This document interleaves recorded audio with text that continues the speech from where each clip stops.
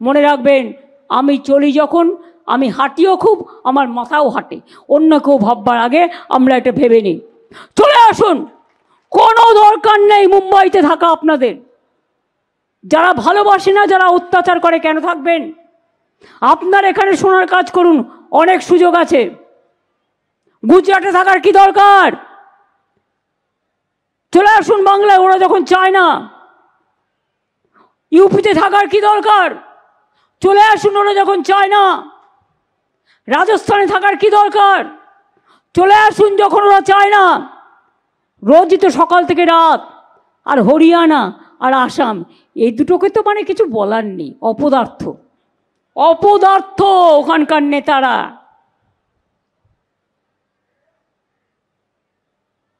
কথা বলতে গেলে দাঁত ভেঙে যায়, তারা আবার ভাষণ দেয়। আক্কেল দাঁত বেরিয়েছে, আক্কেল দাঁতের মক্কেল হয়েছে, ভাষণ দিচ্ছে। আমি সব জায়গায় বলবো, আমাদের পরিযায়ী শ্রমিক যে আমাদের অর্গানাইজেশন আছে বা গভর্নমেন্টের, ফিরে আসুন। আমি আহ্বান জানিয়ে যাচ্ছি, ফিরে আসুন। দায়িত্ব পশ্চিমবঙ্গ সরকারের। নাইবা দিতে পারলাম বিরিয়ানি, নাইবা দিতে পারলাম পিঠে পায়েস, আমরা একখানা রুটি খেলে আমরা আধখানা রুটি আপনাদের দেব। সুকান্ত বলেছিলেন না, ক্ষুধার রাজ্যে পৃথিবী গদ্যময়, পূর্ণিমা চাঁদ যেন ঝলসানো রুটি। ঝলসানো রুটি মনে করে খেয়ে নেবেন, কিন্তু ভালো থাকবেন, মনে শান্তি থাকবে, সুস্থ থাকবেন।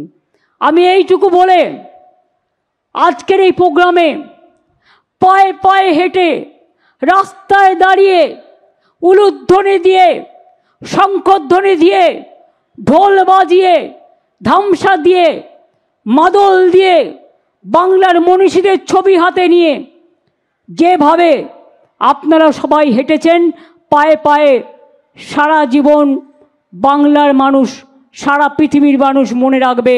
আজকে আমরা একা বলছি তা নয়, হিউম্যান রাইটস ওয়াচ কমিটি ওরাও বলেছেন, বিবিসিও বলেছেন। আমরা একথা মিথ্যে কথা নয়। কেউ কেউ বলছে ওরা রোহিঙ্গা। আরে রোহিঙ্গা আসবে কোত্থেকে?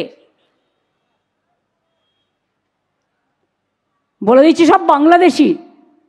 বাংলায় কথা বললেই বাংলাদেশি। তোমার ভাষা কি?